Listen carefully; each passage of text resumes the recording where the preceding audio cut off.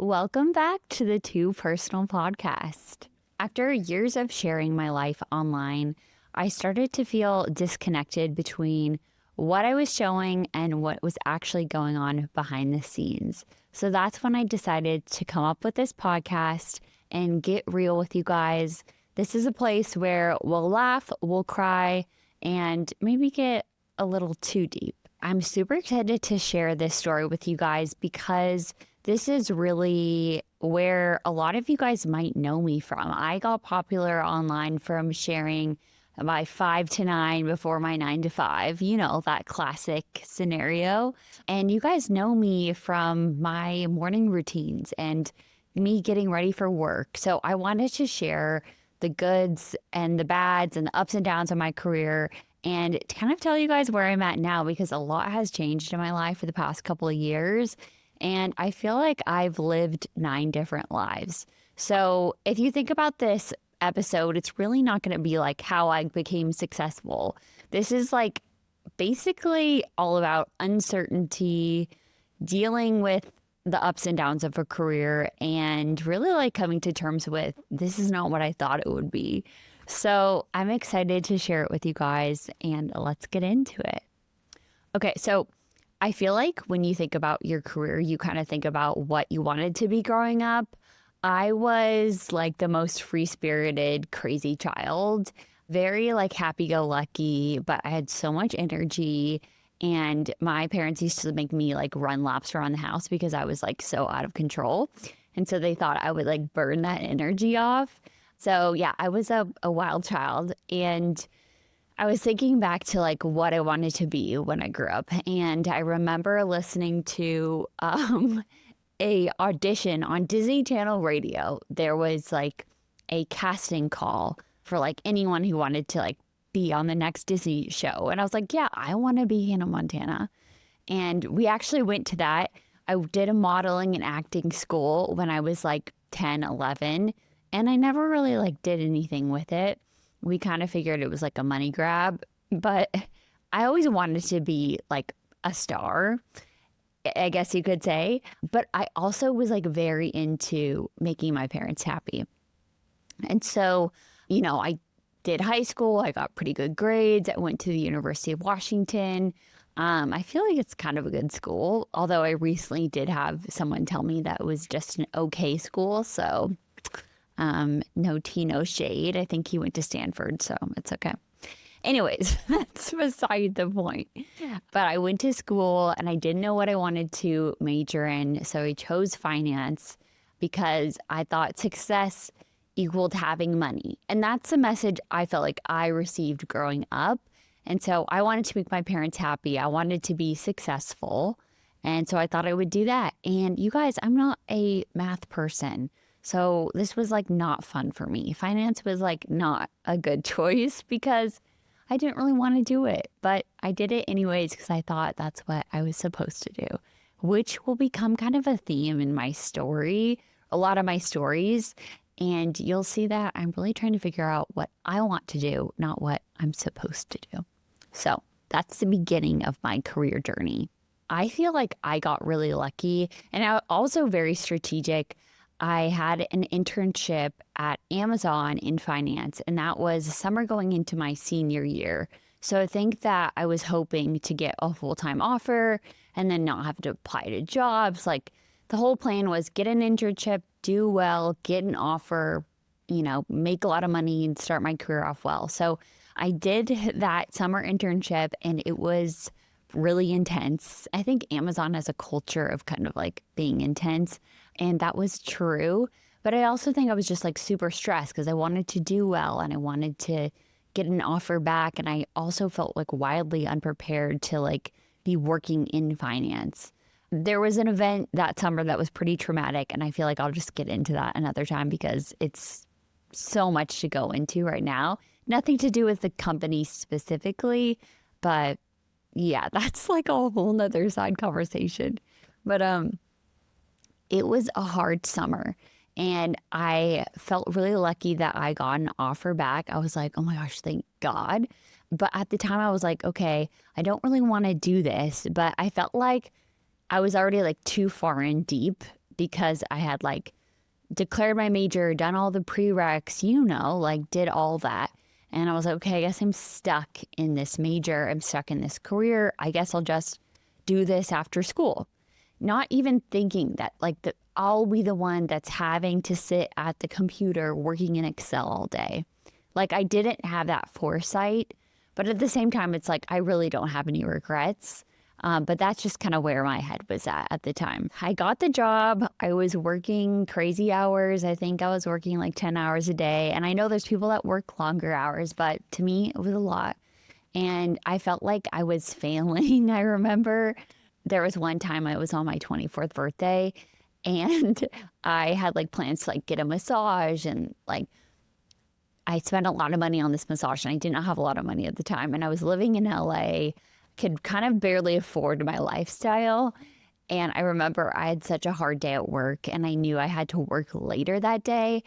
And I like cried throughout my massage, and I was like hoping that the masseuse wouldn't know that I was crying, but I was very obvious. Yeah, so that was a really rough birthday. So thank goodness I had great roommates at the time that were like, it's okay, it's gonna be okay. And they got me a Domino's pizza, and like I think we all cried together. But yeah, I was just like kind of in a rough spot. I remember calling my dad, crying a lot, and just feeling like, oh, do I quit my job? Like if I did, what would I do? Like I don't have a backup plan. And I've only been doing this for a year and a half, but it just doesn't feel like it's for me. It's like, what should I do? At some point, I was like, okay, I have to make a decision. This has to be over. So I remember I went up to my manager, my supervisor, and I planned this all week. And I was like, hey, like, I want to talk to you.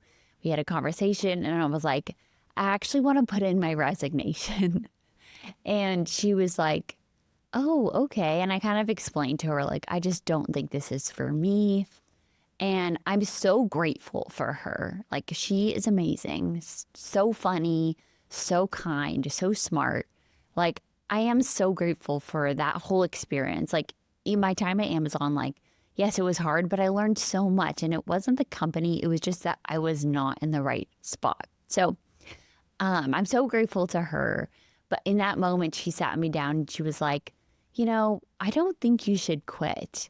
Have you tried like looking internally for different roles? Like, take a couple months, like, let's try to find something for you. And so I felt like super supported and felt like, oh my gosh, it's going to be okay. Like, I don't have to quit my job. And thank goodness I didn't, because the pandemic, I think, started the next month. And I just feel like that's like God's timing of like, you're always taken care of at the end of the day. Like, I always have that knowledge, like, it's going to be okay. So I'm super grateful to her and for my time there. I also went to see a career coach at that time. And I think she was like $300 an hour. And to me, that was like super expensive. It is very expensive even now. Like, but I remember thinking like, this is worth it because I don't know what I want to do, and she'll help me figure that out. She was also amazing. And she helped me identify my strengths, like what was I good at? And I still remember my strengths. One of them's positivity, empathy, and then I had 3 others, I believe. So she helped me identify my strengths, and we kind of talked about, working with people and how I might want to look for a job in HR. Eventually, I found this opportunity internally at Amazon. I got connected with the hiring manager, and he took a risk on me. And he was like, I feel like you can do this. So I started that job. I remember that the relief of signing that offer and just feeling like, oh my gosh, thank goodness this is happening. Like, it was like such a wave of like relief, of freedom, of like, okay, it's going to be fine. Like, I can do this. And once I started the job, it was like, okay, this is so up my alley. Like, I'm so much better at this. And I feel good about this, and I feel confident, and I feel like I can do this. And it was like such a different experience from, working in finance. And so I'm so grateful that I got to like switch and do that. At the time, it was just like such a miracle how that happened, looking back.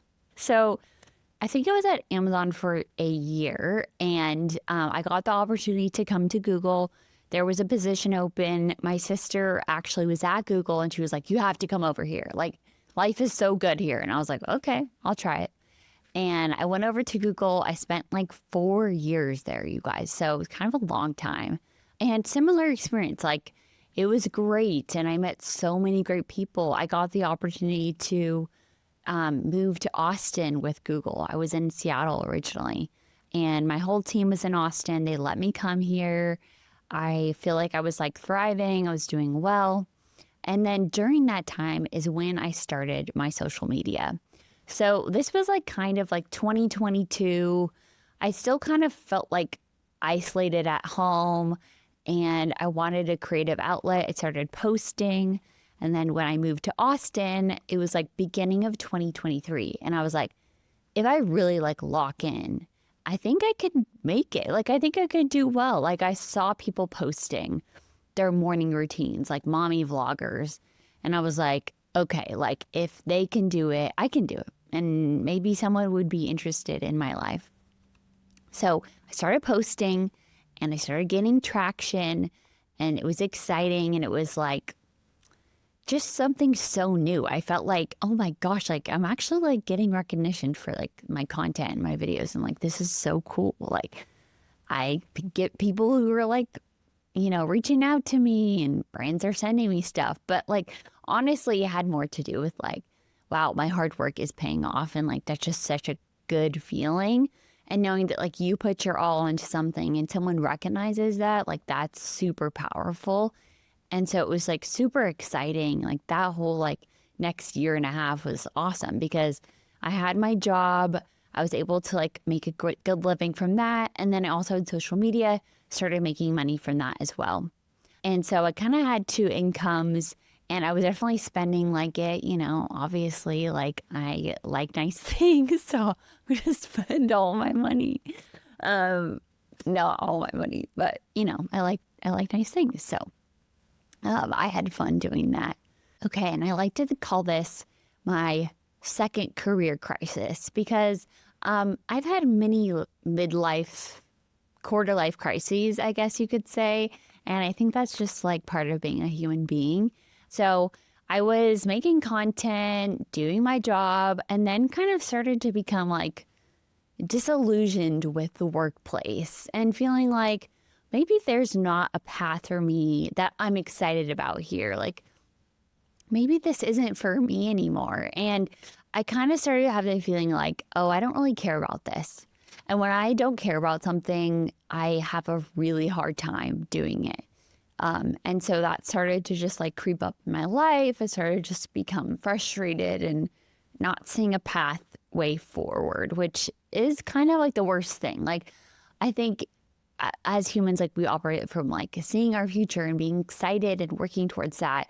And I felt like I had this social media thing, but I didn't really know where other parts of my life were going. So I was like, I don't know. I just felt kind of stuck. And around this time, we were having a voluntary layoff program. So essentially, like there are tech companies or companies in general that will say like, hey, if you want to be laid off and make a severance, you can volunteer. We'll lay you off. We'll give you like 3 months salary. Like if you want to like switch careers, or I think a lot of moms do this like after maternity leave. Like I'm going to be a full-time mom. So it's for people who want like a change. And I was like, this is my time. I was thinking, someone asked me like, do you regret leaving your job? And I'm like, honestly, like sometimes, but I also don't think you could have convinced me to stay. Like, I'm very much the person that if I get an idea in my head, like no one is telling me not to do that. Like, I'm going to do it. So I really I don't have any regrets because I would have done what I wanted to do anyways. After that, I was like, you know, maybe I will do social media full time. And I went to Seattle for the summer. I came back to Austin and I was like, okay, this sucks. Like, I literally can't. I can't do this full time. I just felt like people liked me for my morning routine content. And I was like, oh, that's not happening anymore. Like, I don't have a freaking routine. Like, what am I going to do? Like, go get matcha and go to a workout class? Like, It's so boring to me. Like I just felt like, I don't know, I just didn't like it. So I started to think like, what else can I do? Like if I'm making money from this, I can do something I'm passionate about or I'm excited about. So I took another twist in my life. And as you guys know, I've been sober almost 7 years. And I decided that I was going to work at a treatment center. And this is one that's local to Austin. It's super nice. Like I went there for the first time as like doing a volunteering opportunity, and it was so cool. Like the campus was beautiful. It was like outdoors, just gorgeous. And I just felt like I could work here. Like this seems awesome. And it was. So I worked as like, I guess you would say, we called ourselves care coordinators. And people were like, what is that? And I'm like, basically, you are a camp counselor for people that go to treatment. So we had like 18 clients at a time, and you'd be responsible for making sure they got to their appointments and checking in on people when they're detoxing. So a lot of kind of intense stuff, but nothing I felt like I couldn't do. I think in total, I was there for almost 9 months. And gosh, looking back, like, it was such a like cool thing to do something totally different. Like I kind of felt like I was at camp almost, or I was like a camp counselor, and it was fun and exciting because it was new, but it was also very scary because I was dealing with like, yeah, I work like at a tech company. You go to work and it's like, everyone's doing fine, and you're like, I don't know. There's nothing on the line. Like it's not life or death. Like I'm not a nurse or a doctor. I'm not saving lives. At the treatment center, I could very well, like, I don't want to say save a life because that sounds so dramatic, but like, people are coming in their, worst states, and it's up to us to take care of them and to get them the help they need, So it's high stakes, super emotionally taxing. It was very physically draining. I remember like coming home and sleeping, like just passing out right away and sleeping for like an hour and a half as a nap, and then just like sleeping normally that night. Like I was exhausted. I don't think I had emotional energy, physical energy. I would cry super easily. Like if someone would ask me how I was doing, I would start crying, and I'm like, okay, this is not a good sign. So in the beginning, it was great. And then there came a point that I was like, I don't think this work is working for me anymore. Like I just felt like it was time. I knew it wasn't going to last forever. And I felt like, okay, maybe this is like time to leave this behind. I felt weird because I was like, am I quitting something again? Like, am I a quitter? And I think it's like a good lesson. I'm like, yeah, but like it's okay to quit things because nothing lasts forever. So I decided it was going to be the end for me at the treatment center, and I quit. I knew I wasn't going to do social media full time again because I knew it didn't work the first time, but I didn't know what I was going to do. So I kind of felt like I was back at square one. And that's kind of what brings us to today, or the past couple months. This was kind of a period of time where I feel like my mental health has been the worst in a while. And I'm saying that because I feel like it was really easy for me when social media was doing really well to put my whole identity, my future, my hopes and dreams into just that. Like if any other parts of my life weren't working, I was like, at least I have social media and it's doing so well. And it's like that praise or the engagement, the clicks, like just made me feel good. It made me feel like good enough, like a good human being. And I didn't realize that was bad until I realized that it was bad, because it started to just become pressure. And when things, aren't doing well as they used to, like it takes that toll. And I hadn't realized how much of my identity I put into social media until it wasn't working anymore. And I was like, oh, this sucks. Like I put my whole identity into something that is so transient and that, is not there for me. It's just not. A large part of what wasn't working was I was starting to live my life based on what I think other people wanted to see. And I stopped living my life based on what I wanted. And so this couple months was a period of me trying to figure out what I want to do with my life. And I think that's just like a really like genuine, authentic like place to be. Like, I don't know what I want to do. It was like a humbling experience to be like, maybe I actually want to go back to a corporate job. Maybe that is a place that would work for me right now, because I know that I can't put my identity into social media, my financial stability into that right now. It just doesn't make sense for me. So I'm back in that place where I'm applying to jobs, I'm interviewing, I'm getting rejected, and it's a new and familiar experience at the same time, but I'm okay with it.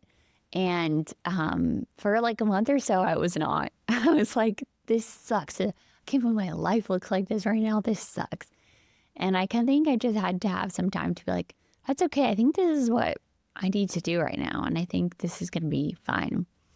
A big part of like, figuring out what I wanted was like, what I'm going to do with my social media. Like, I want to keep creating content because I like that. I like it. It's like an outlet and an expression for me. But that's when I was like, I've always wanted to do a podcast.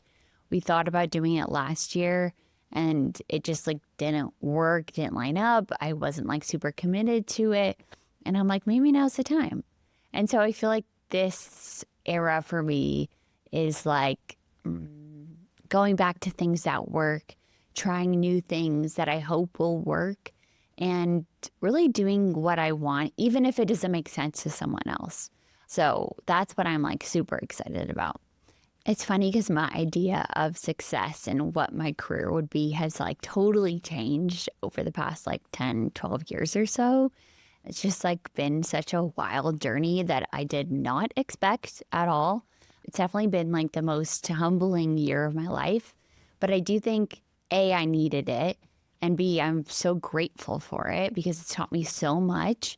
It's helped me grow. It's really challenged me, and I feel like a stronger person because of it. Like, I don't know, I just feel stronger. And I think my idea of success has changed. My idea of, putting my identity in money or like what other people view is successful has changed. I think my real definition of success is really just finding joy in the things that you get to do every day. And I get to find that again. So I'm really excited about that. Another big lesson is like learning to trust the path that I'm on, even if it doesn't make sense to me, or even if I like really can't understand what's happening in the moment. Because I think a lot of this has been, I don't understand this path. And my prayers have been like, God, what's going on? Like, show me the next thing because I don't understand it. I can't see it. And it's really just about like having that blind faith that if you're doing the things that are bringing you joy, and if you're like staying true to that and true to yourself, which sounds stupid, I guess, you're going to be okay. And people always say like, oh, you're exactly where you need to be right now. And I do believe that, like, even if you're in a hard space, it's hard. But, maybe there's something that, you needed to learn from being in that space. And I think that's really cool. And a lesson I'm so grateful to have because I know that one day I'll be able to use this experience to help other people that like maybe are in a similar situation, or I'll have more empathy. And for that, I'm grateful because I want to be that person that can relate, that can be understanding. So I'm grateful for that. Okay. As we wrap up, I wanted to do a rapid fire question asking thing for myself, my segment before you can overthink it. So I'm going to ask myself some questions and I'm going to try to answer as quickly as possible. We'll see if I can get this done in a timely manner. Okay. Biggest career mistake. I've made so many mistakes in my jobs, especially in my finance jobs, where I think I probably lost the company like money. But I think my biggest mistake is like not speaking up for myself and not having like confidence that what I have to say is important because I have really great thoughts. And you probably do too. Okay, biggest career insecurity. I think in the beginning, it was like that I wasn't climbing up fast enough in the corporate ladder, like as like compared to my peers. And I think I eventually learned to let that go. But I mean, that still like affects me today. Like, or if I see another influencer that's younger than me that has more followers, makes more money, then I'm like, oh, what am I doing wrong? And comparison is like literally the kiss of death for me. So I try to stay away from that, as far away from that as I can. Okay, a rejection that crushed you. I've been rejected so many times. Like, I think that's part of it. When you're applying to jobs, like you just get rejected a bunch and that's okay. I recently applied to this company that I was really excited about and they rejected me. And I was like, that sucks because that would be cool. But there's a reason for everything. Okay, biggest salary negotiation lesson, always negotiate. From the very beginning, I've negotiated my salary. I thank my sister and my parents for that lesson. Because it got me into the habit. And if you're a woman or a man, or any gender, any they, them, always negotiate no matter what. What's one thing people assume about working at Google that's wrong? I don't know what people really assume. I assume they think it's like, do people assume that it's easy? I don't know, but it's not super easy. I don't know. People assume that it's fun. And it's definitely fun. Like, it's a great place to work. And I know I left, but like, I would go back. I think it's a great place. Best career advice you ever received. Oh gosh, I don't even remember any of the career advice that anyone's ever given me. I think it's like, ask a lot of questions. People always like tell you that. And I think that's great. Definitely remember the answers. I didn't always do that. Worst advice. Anything like based in fear. And I think a lot of people's advice is based in fear, and that's okay. I think people just love you and try to protect you. But I would say always consider the source when given advice, and, make sure it's something that it's aligned to you, because some advice you can take, some you don't have to, and then, you'll figure it out. Okay, as I get older, I'm starting to realize that a career and work is just a part of me. It's not all of me. And there's so many more parts of myself that I'm so excited to discover and to invest in. And I'm excited to share this journey with you guys because it's not some like fluffy, oh my gosh, my life is so perfect, rags to riches kind of deal. But it's real and it's my story and it's going to continue to evolve. I'm excited to continue to share this as it unfolds because I feel like it's probably only the beginning of a lot of different things. Again, make sure to download the episode, subscribe to the podcast, and I will see you in the next episode of Too Personal.